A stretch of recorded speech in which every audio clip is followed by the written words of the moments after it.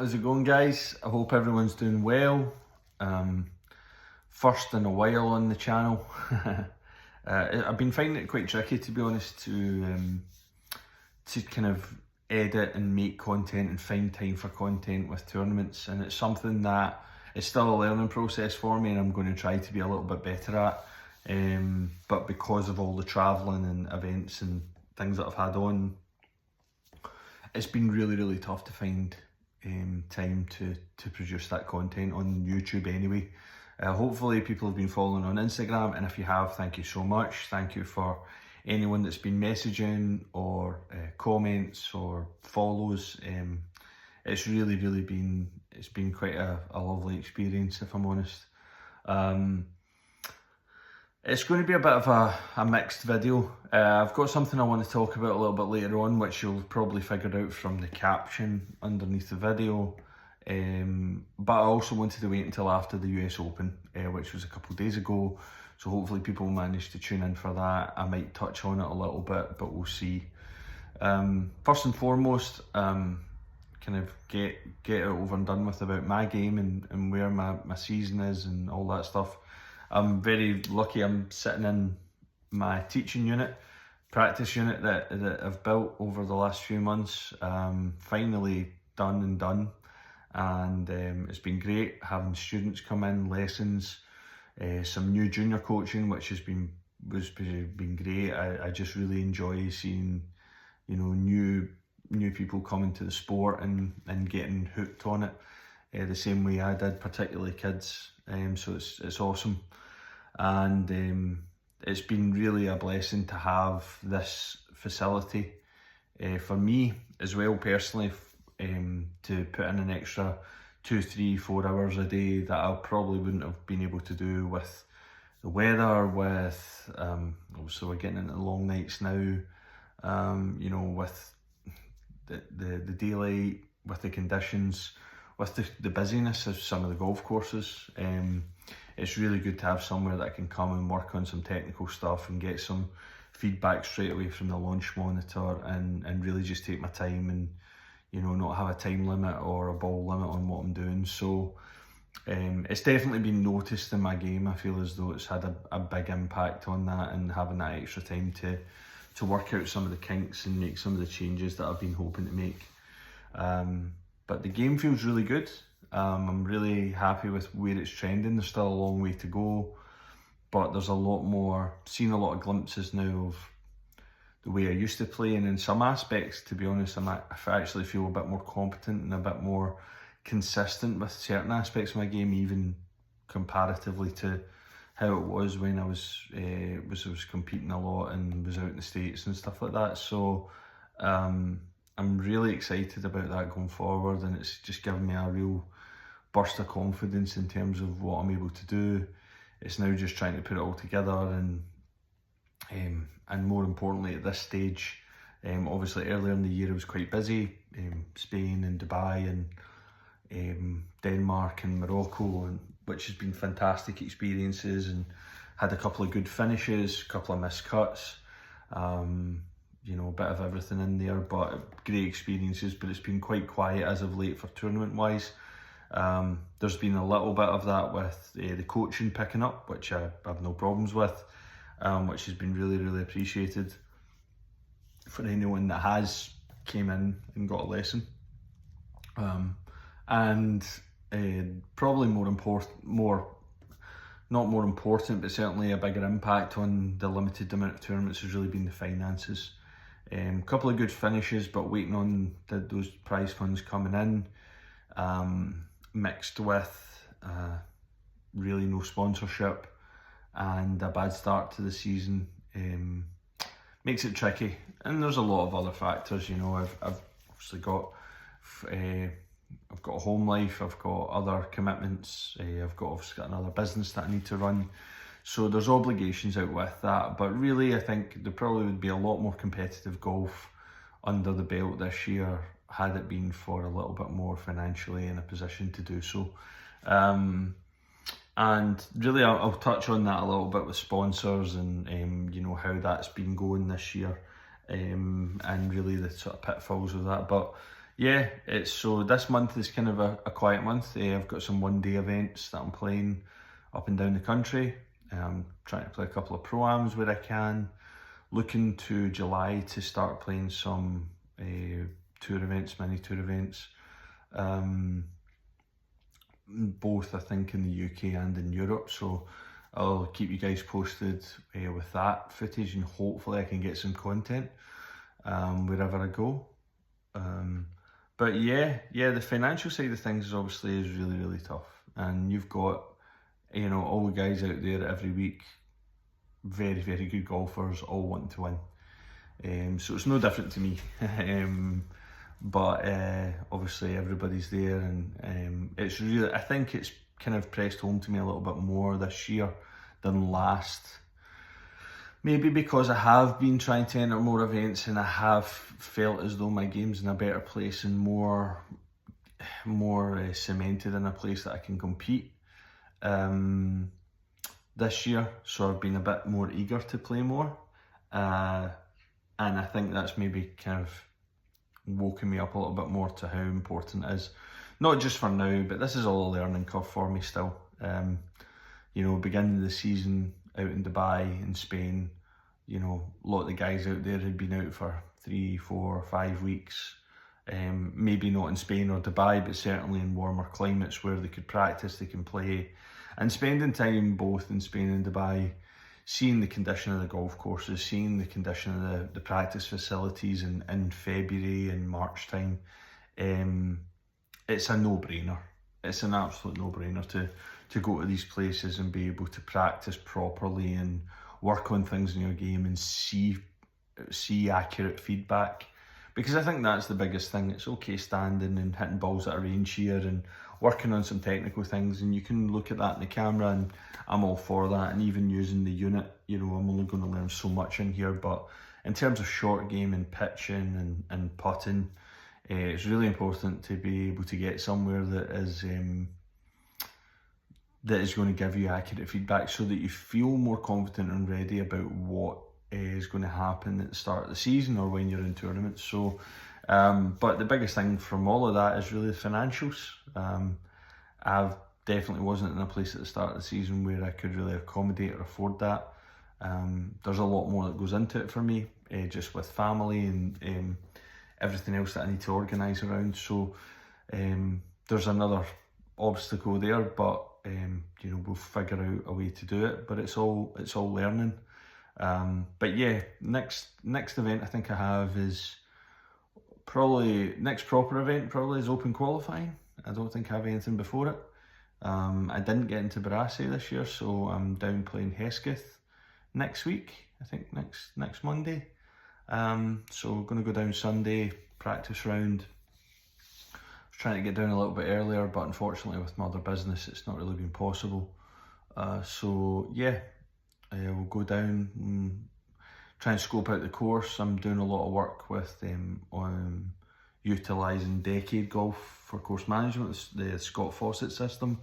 So I'll be going down, and I think I'll probably do a video on that on Sunday after my practice round, where I can just sit down and kind of go through the process of how I'm trying to work my way around the golf course, what is going to be the general plan, and how we try to put a good score in and hopefully get through at final qualifying and see where we go from there. So, but yeah, Open qualifying next is the big one, and then into July should have a few more tour events which I'm looking forward to, and certainly in August is quite a quiet month in terms of the Tartan Tour, but I will be looking to probably play in Europe for most of August, so we'll keep you updated on that as well. But it's been a really interesting year so far, and hopefully we can get into a few events, we can make a few cuts and make some money. It's tricky. It's tricky when it comes to sort of mini tours, and it's great that the likes of the Tartan and the Clutch are starting to get some recognition with World Golf Ranking points, and obviously they're getting a lot more people interested in the tours, which is great. but obviously the gapping between what you earn and what you pay out for events is still quite top heavy, and I don't think anyone would disagree with that, and a lot of that is just down to the way things are set up and sponsorship and all of that sort of stuff. So you know, so it's just got to go out there and try and really play well and you know, have a couple of good finishes and at least give me some funding behind me to play the next few events after that. So, but the sponsorship thing has definitely been tough. You know, I think the thing I mentioned in the first video on my channel about this is it's not going to be this kind of glitz and glam. It's very warts and all about what it's like to be a pro golfer, not in the top tours, trying to get back into the game competitively at quite a late age, comparatively to what a lot of the, you know, kids at 14, 15 making cuts in PGA and DP now, and you know, you're kind of mid to late 30s and you're just kind of starting out again. So that's kind of part of what I wanted to do with the channel, and just kind of make it a little, you know, quite honest and quite clear about how tricky it can be to kind of make a living on that. But the sponsorship stuff, there's been some really good meetings this year, really positive meetings, but very much a similar answer across the board, particularly in the UK. It seems to be very tricky to get really reliable good sponsors unless it's someone maybe you know, or it's affiliated with your golf club growing up or something like that. You know, where you've got a personal connection with. If you're going out there from a business standpoint, trying to gain sponsors on your own without management, without that sort of support, it's tough. It's really tough, and the meetings have went as well as they could go. I've presented really well. I've given my offering as well as being, you know, as an ambassador and being involved with whatever business it is that I've been speaking to. And most of them come back with the same answer, or a very similar answer of, you know, we're really interested, really positive, hope you do really well, but really kind of waiting to see if I win anything and then they'll sponsor me. And it's a bit chicken and egg, because usually, not all the time, but usually once you win a tour event, no matter what level, you're going to get a decent amount of interest from different places. And I'm not opposed to that. I'm actually, if anything, I'm all for it. You know, I mean, ultimately the biggest failure or shortcoming so far this year that has stalled my season financially is me, because I didn't play well enough in the events where there was good money, and I missed a couple of cuts, and when I have made cuts, it hasn't been great returns. So really the most important thing is for me to just you know, eliminate the mistakes and try to score better and finish higher. So really that's, I mean, but that's pretty basic and well evident across the game. So but yeah, so that the game is looking good, and I'm excited for the next few months and hoping it kind of all keeps moving in the right direction, trying to keep working on the fundamentals, trying to keep improving my flexibility again, dropping weight, getting a little bit better shape, but more physically solid, which I feel like I'm doing, which is nice. So yeah, we're getting there. Hopefully everyone watched the US Open. It was a great contest, you know, really pleased for Bryson. I was never a big, huge personality fan of Bryson for a long time. Obviously he's been doing a lot of work with his image and doing a lot on YouTube and a lot of social media stuff, but more importantly, he's clearly done a lot of work on his game. I think you look at when he moved to LIV, obviously he wasn't scoring well, wasn't playing well, and you know, this season alone, just between his LIV events and the majors, he's well worth the win, and obviously to win it with a shot like that on 18 is really part and parcel. I mean, it really came down to the most basic of chipping competitions. You know, it was a short game competition. It was down to the last two shots. Rory's front edge and Bryson's in the bunker, and one of them makes up and down, the other one doesn't, and that's obviously the fine margins and all the rhetoric and everything that people say. But amazing performance. Delighted for Pavon. I thought he played fantastic all week. really stuck with it, particularly with the pairings that he had. He doesn't look phased, he just looks really, really in a good place with his game, and he's out there focused on what he's doing on the course, which is all you can really do. So yeah, it was great. I've not really watched much golf this year, but it was nice to kind of sit down. I watched a little of Thursday, and then I think that was probably it until Sunday night. I managed to catch a little bit on Sunday night, so yeah, it was really, really good and well deserved. I thought with the US Open as well, it was really, really good of the USGA to commemorate the plaque on the locker for Grayson for this week. I thought that was a real stellar move, and I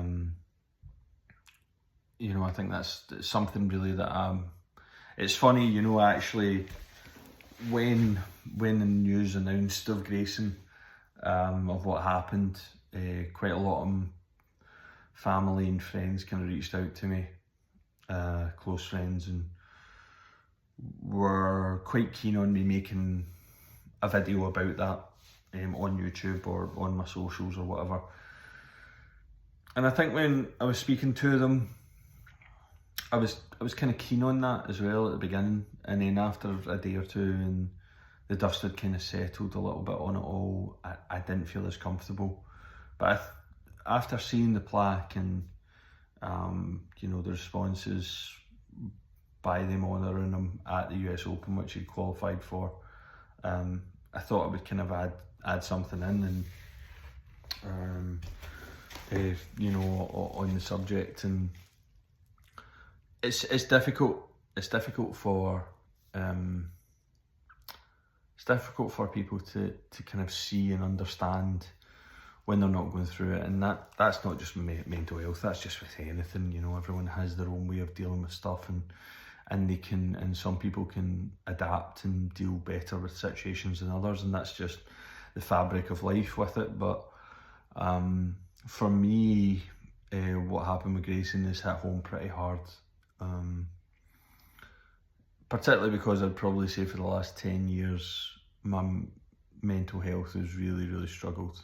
I think probably for about a year after I got back from America, I kind of felt okay, and then it's really started to deteriorate since then, and it's been a long term dealing with clinical depression and how that's impacted my life on a daily basis, and how it's impacted people around me as well, throughout that period, friends and people I've been with, and relationships, and family, and how they've all been impacted by what I'm dealing with, and ultimately that's that in itself has always been quite difficult, and it feels almost like an additional burden to the mental health issues. But I think in terms of Grayson, I think it's a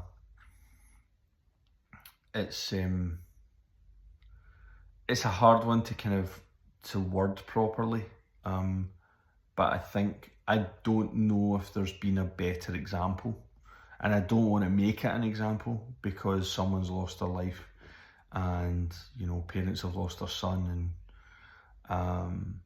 and that's the last thing you want. But it is a tremendous example for people that don't understand this, or are stuck with behind the stigma and the rhetoric around mental health, that he is a perfect example of this is what it can and who it can happen to. I mean, the guy's a professional golfer, 30, 31, I can't remember his exact age, but bang in the middle years of his prime. He's worked hard, he's got to, as a professional golfer, he's on the PGA Tour. He's one of the top tours in the world. He won last year, he won this year. Was eligible and qualified for the US Open. Obviously, with his win on the PGA Tour, gained another exemption. Obviously, made some good money for the last few years to keep his card on the PGA Tour. So, he's had the money there to look after his family, look after himself, look after his friends. and still has succumbed to ultimately this whole experience and what's happened to him, and obviously what he's ended up doing to himself. And I think it's really, really difficult to appreciate that for a lot of people. For myself, it hit home almost too hard. Obviously being a pro golfer, but obviously dealing with this issue for a decade now, and really if it wasn't for, you know, a good few people around me and near me, and those people know who they are, I'd probably not be here now. I probably wouldn't be here to be able to make this video and to have this conversation with everybody. So it's and that doesn't mean it's ever over. I think that's the hardest part, is, you know, people think that there's always a finish line, or you get to another level, you get to another stage, and it improves and improves and improves, and it really doesn't. You know, the goalposts just move with it, for me anyway, and I can't speak generally about everyone else or anyone else that has any mental health or struggles with their mental health.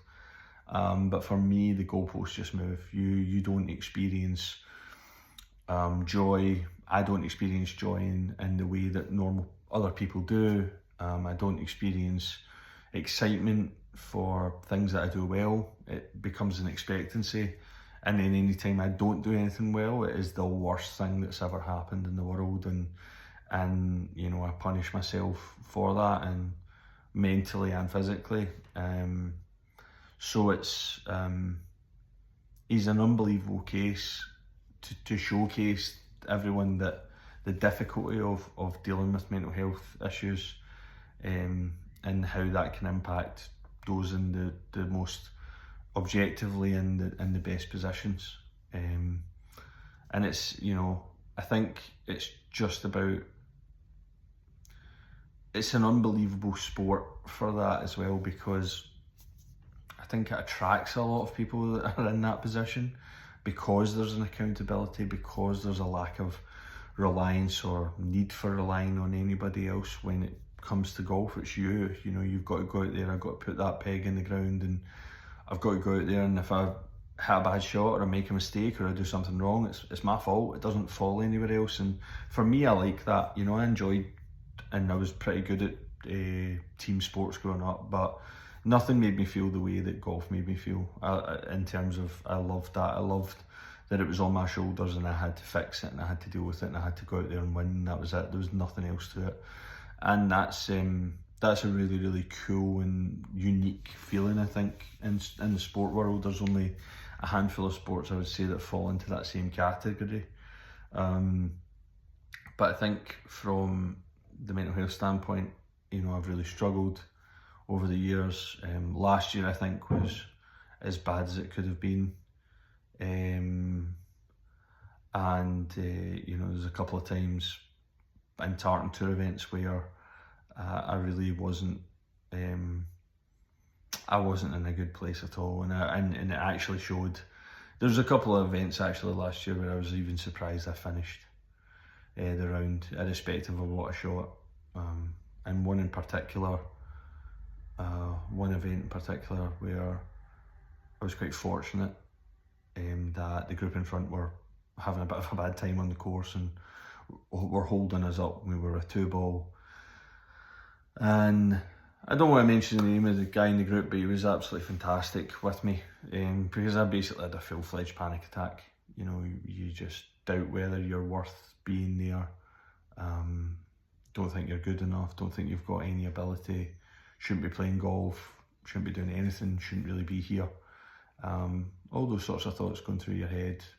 And, you know, and luckily I was paired with someone who was pretty understanding and I'm extremely thankful for. But I think it's good to have it as a measuring stick for this year and see how much better I'm feeling overall. It doesn't mean that I'm coming away from places and, you know, and really down and struggling. And I think, you know, the travel and being away from people that you trust or support you is hard. It doesn't matter who you are, you know, you've got to be really mentally tough for that.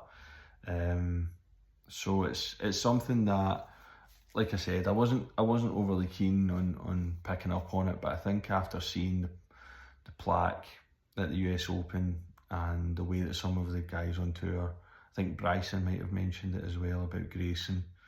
Obviously it's a terrible loss, but I think it's just really important for people to speak up and talk to people.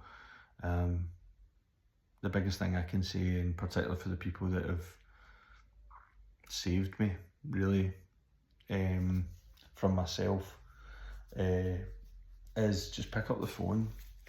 You know, it sounds like such a small thing, but it's everything. It's definitely been everything to me a few times, and it's definitely changed what would have been the course of the rest of my life, which wouldn't have been very long had I not had that phone call or that text or someone knock on my door or check on me.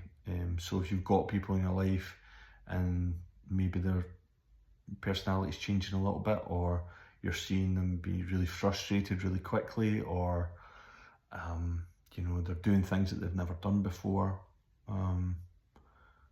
I would just say, listen, no one's going to get upset at you for checking on them. You know, it's really, really important, and I think it's something that is really greatly overlooked. So yeah, I just wanted to put my 2 cents out there for it. It's really not, it's just everyone deals with it in a different way, but Grayson's story and his life are a perfect example that you can have everything aesthetically and materialistically that you could ever want in life, and he gets to play a sport, a sport that he loves, and he gets to play at the highest level and make a lot of money out of it. It's still not enough because of how this impacts your brain, and it impacts how you feel about yourself, and ultimately about how you feel about yourself and on the planet. So it's just reiterating what a lot of other people are saying, and there's a lot of great charities out there who I would love to, I actually think I'm going to speak to a couple of. I would really like to have their logos and their presence on my bags, on you know, on my events. Some of the charities are just, they do phenomenal work with people that struggle with mental health.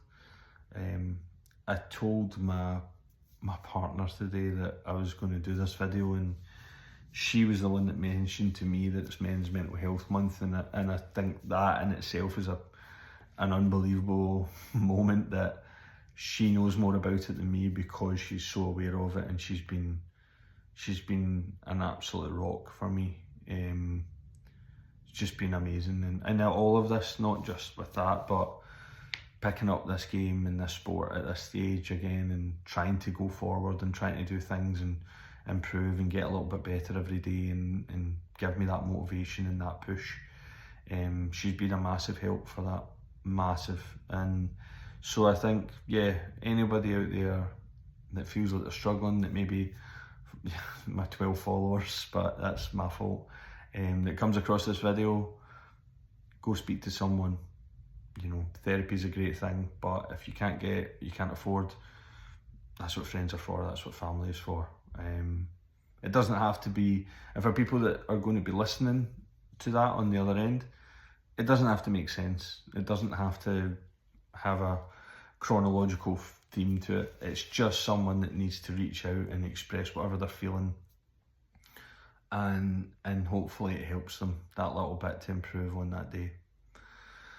So yeah, bit of a two-parter with that. I'm conscious the video's getting a little long as well, so I'll probably leave it there. If anyone wants to comment, or anyone wants to mention any stories, personal stories that they have, please comment below. My Instagram is there. You can DM me, contact me, whatever. I'm here for anybody and everybody on that.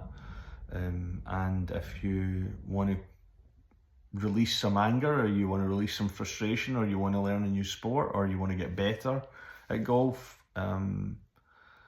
I have the facility. I'm also doing Skillest now, which I've posted on Instagram, which is fantastic.